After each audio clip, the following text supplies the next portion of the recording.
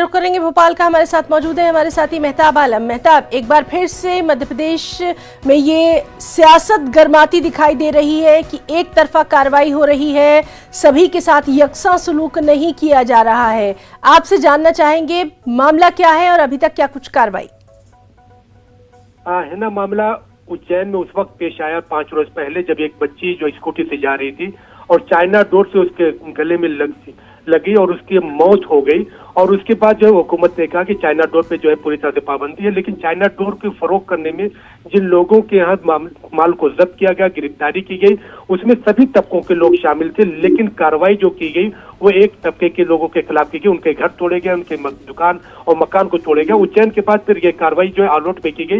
यही वजह है कि सियासत इसमें जारी है। कांग्रेस के इल्जाम है कि एक तबके को दबाने के लिए जो हुकूमत के जरिए काम किया जा रहा है और कानून की बालादस्ती नाफिज नहीं की जा रही है। और अगर जुर्म की बुनियाद पर कार्रवाई की जा रही है तो चाइना डोर को फरोख्त करने में जब विक्रांत जैन जो इसका जो है कलीदी जो सप्लायर है उनके खिलाफ भी कार्रवाई की जानी चाहिए, लेकिन उस पर कार्रवाई नहीं की गई।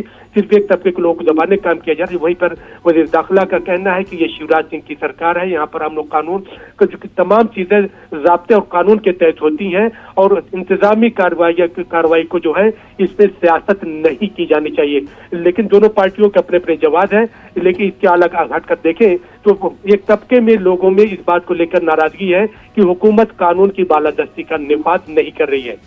जी मेहताब, तो बहरहाल इस मामले पर अब क्या कुछ बयानात सामने आते हैं उस पर भी नजर है। बहुत बहुत शुक्रिया आपका।